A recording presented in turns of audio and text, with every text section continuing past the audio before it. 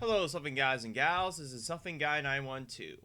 I'm a sucker for wanting to bring up old news out of the dead as a sort of autopsy on the lessons we are doomed to repeat in history, to remind us of the cautionary tale of mistakes too often made. One such that continues to be oft done to death is the way in which corporations will try to capitulate to the fullest extent to appease a vocal minority in regards to a political or non-political event.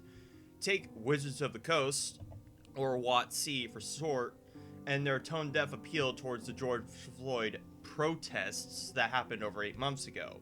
Whatever you may think of said protests, whether you think the cops were justified in arresting him in the manner that they did, or you think rioting and looting is a reasonable response to a frankly unprofessional act, is irrelevant to what I want to bring up in regards to how WOTC decided to placate to those of the latter faculty. So Wizards had put out a statement on June 10th of 2020 in light of the riots going on to ban a card called Invoke Prejudice, as well as a number of other key cards on the claims of each one of them being racist, so to speak. Apparently, WOTC has taken it upon themselves to do so as a sort of flagging themselves at the mast for how they were unaware of these cards' existence and how it's up to them to stop racism by removing these cards from play in standard tournaments. Of course, how they exactly determine some of these cards to be racist, well, I would dare say would require one to be racist in order to do so. How? Well, let's examine each and determine how. So to start at the cream of the crop is Invoke Prejudice, a card that was already stupidly expensive regarding its powerful ability and reserve list rarity, which, given that it's a card already banned in many formats, makes its additional bannings irrelevant, that only went up as a result.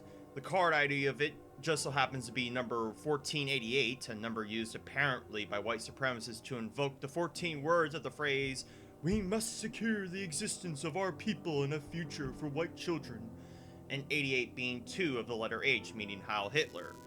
Also convenient is that the name of the card just so happens to fall in suit with the meaning of the card ID itself, and the art of the card is just vague enough that the figures in it kind of look like Ku Klux Klan members. Supposedly, even the artist of the art was some kind of Nazi influencer, but recent looks through his Facebook only detail a man who has weird philosophical quotes, with the occasional concern of woke politics, like I do, tainting conversation. So, suffice it to say, unless you're some kind of devoted KKK member in disguise wanting to put the pieces together like tacks and ribbons, I would only say that at best all of this is coincidental. More importantly, an artist should be only hired for their art, not their politics, yet with WOTC also quietly axing Therese Nielsen because of her controversial views, and not whether she wasn't a fit for the kind of art they want to make, makes me think that WOTC is only concerned about artists who align with their political views first, rather than their quality or authenticity. Because I imagine that in the context of 1994, WOTC were more concerned about quality considering their new card game was only a year old. But surely them pandering to that vocal minority, who totally exists I'm sure, satiated the desires of the outrage mob and it not totally backfiring on them while also pissing off the fan base who didn't care in the first place? Would you believe the sky was green? Of course you wouldn't. And of course it was completely vain in the first place. I mean, take a look at another one of the cards they banned called Stone Throwing Devils. Honestly, I was confused as to why, as it seemed completely innocuous, but apparently, Stone Throwing Devils was a slur thrown, pun intended, at Jewish people. Now, normally when I look at a card, I'm not looking for some vague correlation to a real-life slur, rather the viability of the card. So when I see this, I see a cheap, relatively weak chump blocker that would otherwise be forgotten if they hadn't put it on blast. But if I was a racist, I would most definitely attribute Jewish people to literal devils in a game in which devils are a fictional race and do not at all correlate to real-life depictions of people. That's where the crux of these choices come from. In order to be offended by any of these cards, you have to get in the mind of someone who is racist or assume the worst intentions out of the card based on it. Like Cleanse, a card that I can only assume was banned because white supremacists attribute lynching black people as a cleansing of the bad race, when in all other respects is a non-color specific board wipe that of which many exist, like Mass Calcify or Virtue's End, yet apparently are fine simply by the name of the card itself. Similarly to the discussions of the orc race being a racist stereotype of black people, the only way you can make that connection is if you think black people are equivalent to brutes and savages, which I don't, and most wouldn't because orcs are a fictional race. The way in which these cards have been chosen to be docked off is completely superficial on WOTC's part and arbitrary in how they defined a racist card.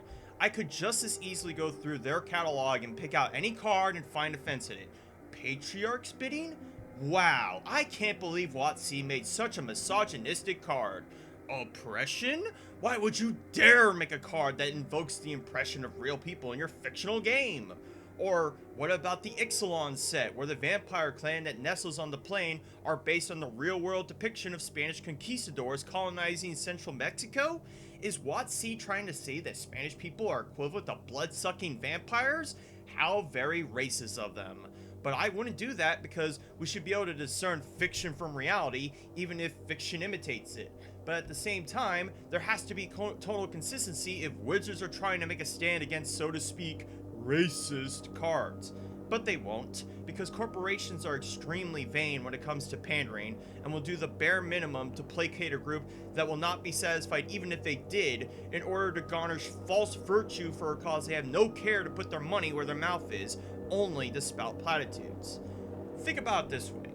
These cards have existed in Wizards' catalog for over 20 plus years, and only now, in the wake of an event, decide to get rid of them? Either Wizards is completely ignorant on the database of cards they have, which is bad, or they knew these cards existed, didn't care, and only did something about it when opportune to wax how they care about black people, which is honestly worse than feigning ignorance of them existing in the first place. They could have done literally anything else to support George Floyd's family, sent donations to POC groups fighting for racial justice, whether or not I think they're needed, and anything that could have made a productive change for the better for black lives. But nope, they banned a few cards, wiped their palms of the fake blood in their hands, pat themselves on the back, and moved on like they literally killed racism when all they did was make otherwise obscure cards even more expensive to line their wallets, pissed off their fan base with their faux concern, and divided the community of Magic with racializing the nature of cards itself. And for what? Some brownie points that will soar after these riots can't be justified any longer? Or when Wizards continue to peddle more products at increasing value and saturation, suddenly forgetful of the hand they've dealt? It was always vain. Don't get suckered into the idea that corporations care about these social issues, especially if they handle their concern in the most non-committal way imaginable. If you expect them to be sincere in wanting to change the political landscape for the better over making a profit, you're going to find yourself disappointed.